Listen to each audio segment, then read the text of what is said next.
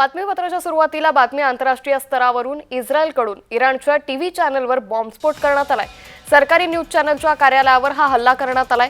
कार्यालयातील 3 जण ठार झाल्याची माहिती सध्या समोर येते। मोठी बातमी सध्या आपण पाहतोय। इस्रायल आणि इराणमधील युद्ध हे आणखीनच तापल्याचं सध्या पाहायला मिळतंय। या संदर्भात अधिक माहिती घेऊयात आमचे प्रतिनिधी चंद्रकांत शिंदे यांच्याकडून। चंद्रकांत सर, इस्रायल आणि इराणचं वातावरण आणखीनच तापलंय। आता टीव्ही चॅनलवर इराणचा बॉम्बस्फोट करण्यात आला। अंकिता, आपण म्हणजे खरं आहे की इस्रायल आणि इराणमध्ये युद्ध सुरू झाल्याने ते आता आणखी पुढच्या लेवलला गेलेलं आहे। इराणने इस्रायलची राजधानी तेल अवीव आणि प्रमुख बंदर असलेल्या हायफा या 2 मोठ्या शहरांवर हल्ला केला होता। त्यानंतर प्रत्युत्तर म्हणून इस्रायलकडूनही तेहरानवर हल्ला करण्यात आला आणि या हल्ल्यामध्ये इस्रायलने इराणचे जे सरकारी चॅनेल आहे IRIB त्याच्याला लक्ष केलं आणि तिथे बॉम्बस्फोट केला। त्याच वेळेला स्टुडिओमध्ये बुलेटिन सुरू असतानाच हा हल्ला झाला।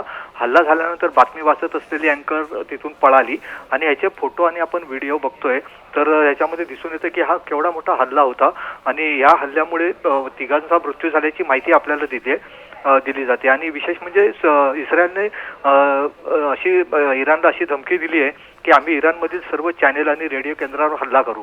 त्यामुळे हे युद्ध आता आणखीन तीव्र होणार यात काही शंका नाही अंकिता। निश्चित, त्यामुळे या युद्धासंदर्भातले अपडेट आम्ही तुमच्याकडून घेत राहू। तुर्तास धन्यवाद सर, आपण दिलेल्या सविस्तर माहितीसाठी।